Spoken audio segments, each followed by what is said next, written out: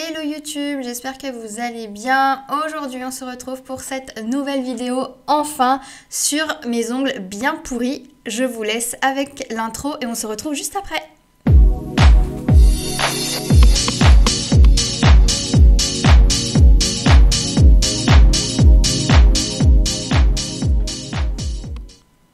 Donc aujourd'hui on va travailler sur mes ongles, on va utiliser une technique que j'adore, vous allez voir. Et je vais commencer par la préparation de mes ongles. Donc moi j'ai des ongles qui sont quand même très abîmés. Donc j'ai déshydraté la plaque juste avant avec le cleaner en spray de chez Eliamage. Et je viens poser mon primer. Donc comme vous pouvez le voir, je le pose vraiment en petite quantité. C'est pas la peine de noyer son ongle sous le primer, sinon vous allez avoir des décollements. Ensuite, je viens poser en fine couche également ma base. Donc, c'est la base Clear, la solide de chez Eliamage. Je l'aime beaucoup. Elle n'est pas trop liquide, pas trop épaisse non plus. Vous pouvez très bien la poser en base uniquement ou même faire un petit gainage avec. Là-dessus, il n'y a aucun souci et je n'ai aucun décollement avec cette base. Je l'aime beaucoup. Donc j'en profite pour faire tous mes doigts en même temps et je vais venir la catalyser 60 secondes sous ma lampe. Ensuite, je viens prendre les Pop-Its Eliamage que vous allez retrouver sur le site d'Eliamage. Et je vais utiliser l'Acripop. Donc c'est l'Acrigel Clear, toujours chez Eliamage. De toute façon, je vous mettrai les liens en description pour que vous puissiez retrouver tout le matériel que je vais utiliser lors de cette vidéo. Donc moi là j'ai utilisé des Pop-Its entiers pour faire mon extension. Vous allez voir parce qu'en fait je vais travailler la technique sans limage. Donc j'aime bien avoir une extension avec un petit bombé qui est déjà prévu. Et par la suite, je vais venir faire mon gainage avec une base colorée de chez Eliamage toujours. De toute façon, vous verrez le détail juste après. Donc, je viens poser mon Acripop dans ma capsule et je viens la déposer aux 3/4 de l'ongle à peu près. Et je vais la passer sous ma petite lampe LED que j'ai achetée sur Amazon pour 3 fois rien. Je crois que j'ai dû la payer 9 €, il me semble. Ça vaut plus rien du tout. Une fois que ma capsule est sécurisée, je vais faire tous mes autres doigts. Et j'ai mis ma main entière à catalyser sous la lampe pendant 60 secondes pour sécuriser mes extensions. Donc là, je vous montre, lorsque vous travaillez avec des Pop-Its, vous allez voir qu'il n'y a pas de couche collante sur le dessus. Donc du coup, n'oubliez pas à dégraisser par le dessous parce que la couche collante, elle sort par le dessous. Donc essayez de nettoyer quand même pour éviter toute la poussière, enfin que la poussière se colle en dessous. Et je viens façonner mon ongle, donc là je viens déterminer ma longueur, je vais limer également mes parallèles. Donc comme on va utiliser la technique sans limage, il faut vraiment que votre extension elle soit parfaite pour qu'il y ait le moins de limage par la suite à faire, c'est le but. Donc on va vraiment venir façonner notre ongle, les parallèles, la forme que l'on souhaite définitive pour ensuite venir faire notre technique sans limage.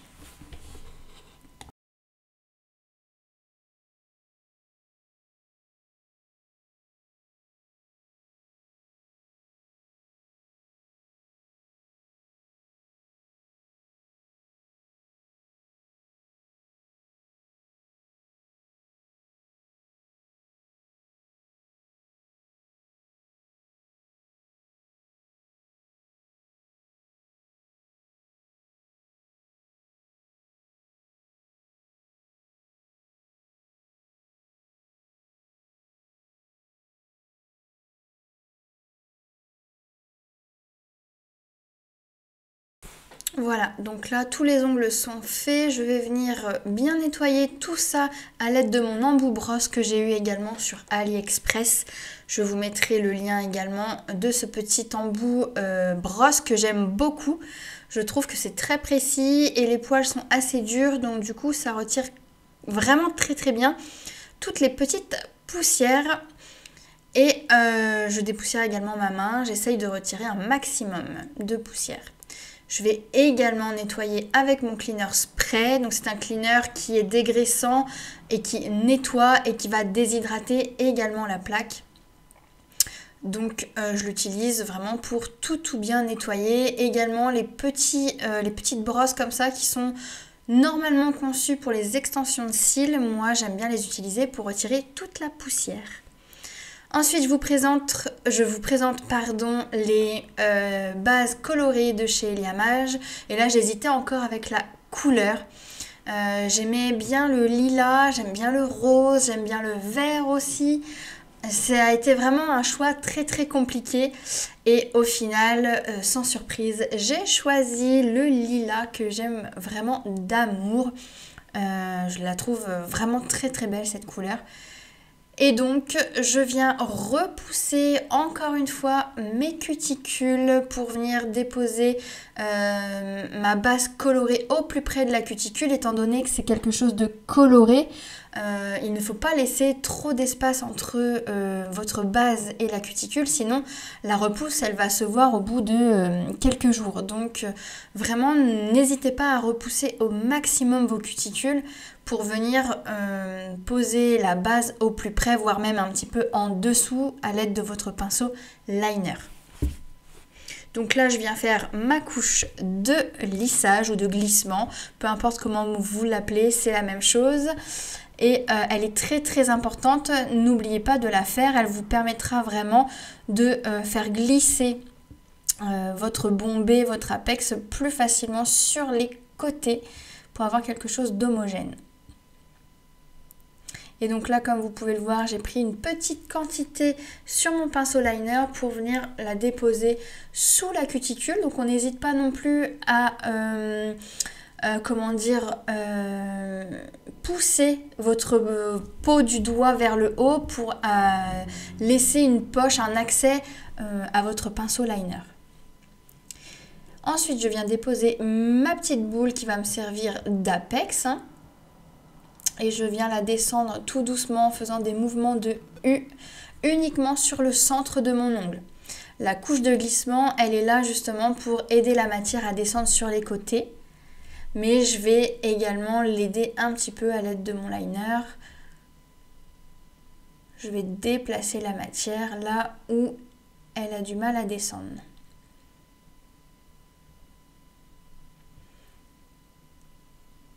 Une fois que c'est fait, je vais venir retourner l'ongle pour venir placer au centre de mon ongle la matière. Et je vérifie bien sous tous les angles qu'il n'y ait pas de manque, que mon bombé soit bien placé. Et je fais de même pour tous les ongles.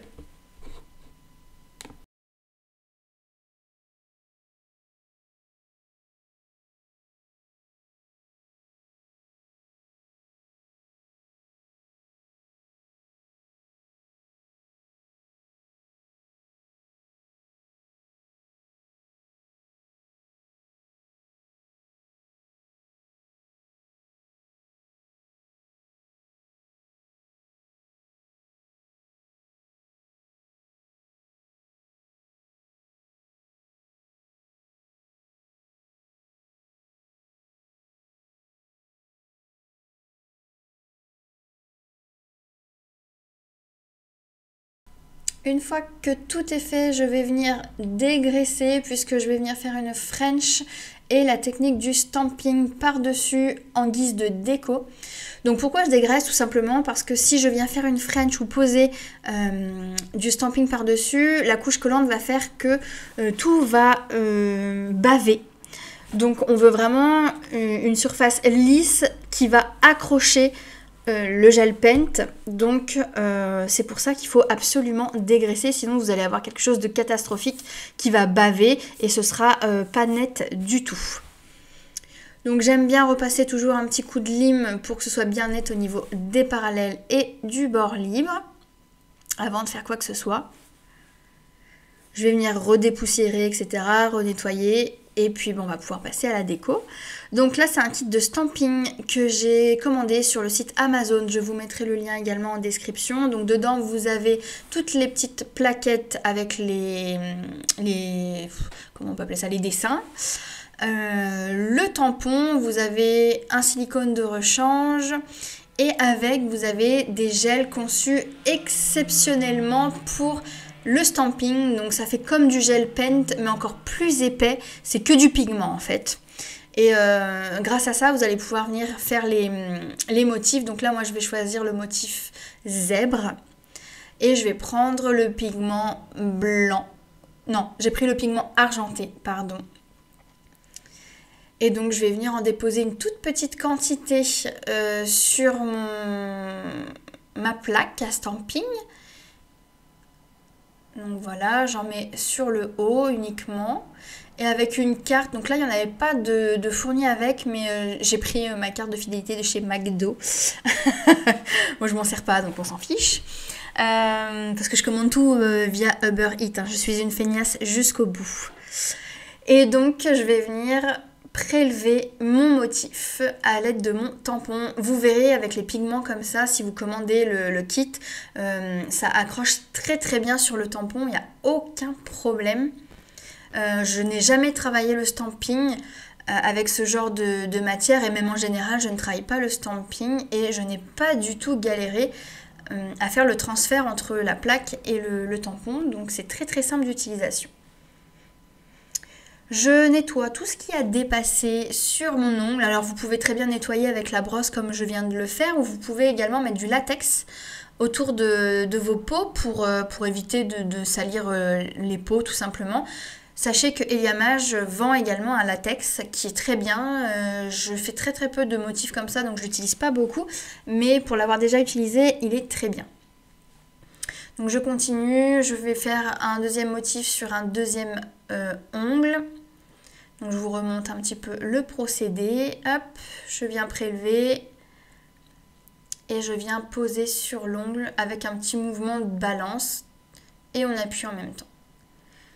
Donc là, je vais vous montrer, je trouve qu'il y a un petit manque au niveau de la cuticule, ça fait vide.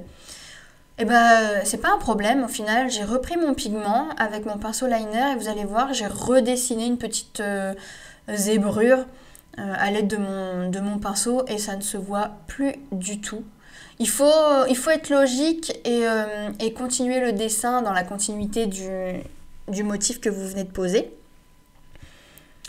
Et voilà, vous voyez, ni vu ni connu, je viens protéger tout ça avec mon top coat. Donc là, c'est le Top Shine, toujours de chez Eliamage. Et je l'ai catalysé 2 fois 60 secondes. Alors pourquoi je catalyse 2 fois 60 secondes?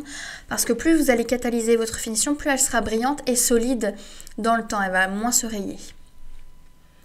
Une fois que j'ai terminé avec mon stamping, je viens faire ma French. Donc moi, je fais toujours 3 repères, voire 6. Là, j'en ai fait que 3 et ensuite, je relis tout ça. Donc, je vous laisse avec les images. C'est beaucoup plus parlant que mes explications, je trouve. Oups, pardon. J'ai fait tomber le micro. Et ensuite, on vient arrondir tout ça. Il est important, lorsque vous faites une French, de travailler avec la pointe de votre pinceau. C'est ce qui fera la finesse de vos traits. Voilà, donc là j'ai fait ma French sur tous les autres doigts et je vais venir agrémenter avec des strass. Donc ce sont des strass qui viennent du site Be My Gems, je ne sais pas trop comment ça se dit. Je les aime beaucoup, ils sont très brillants, ils sont très jolis, les couleurs sont très belles et ils sont pas très chers. Niveau rapport qualité-prix, c'est parfait. Et je vais venir les coller avec un gel conçu pour les décos, c'est de la glu plus ou moins. Pareil, c'est Eliamage qui fait ça et je les ai gardés pendant 3 semaines et j'ai juste perdu une petite bille parce que j'aime bien agrémenter également avec des petites billes caviar et j'ai dû perdre 1 ou 2 petites billes mais rien de fou. Donc c'est vraiment un gel, une glu qui est indispensable si vous faites des compositions de strass.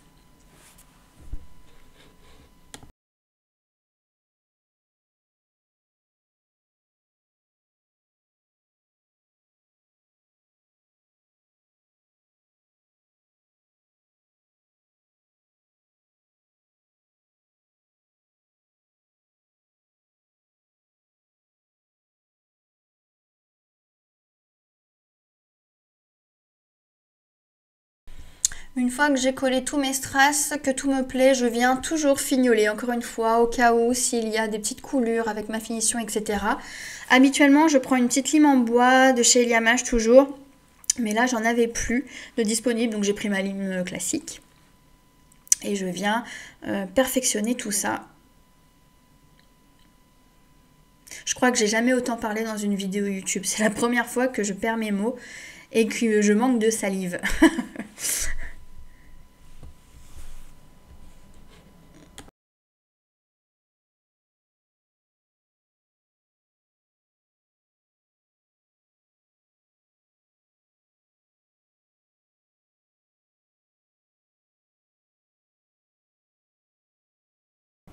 Les finitions sont terminées, je vais dépoussiérer et mettre l'huile à cuticule. Moi j'ai choisi la Vanilla Sky Blue, c'est ma préférée, c'est une odeur assez sucrée, c'est ce que je préfère.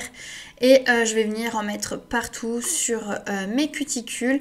Je vais ensuite masser un petit peu l'huile pour la faire pénétrer et ensuite je vais aller me laver les mains. Ça fait comme ça une main bien hydratée pour faire des photos, il n'y a rien de mieux. Et donc voilà le résultat de la pose, j'espère qu'elle vous aura plu, moi j'aime beaucoup, c'est très simple et c'est efficace. Voilà, je vous dis à très vite pour une nouvelle vidéo, ciao!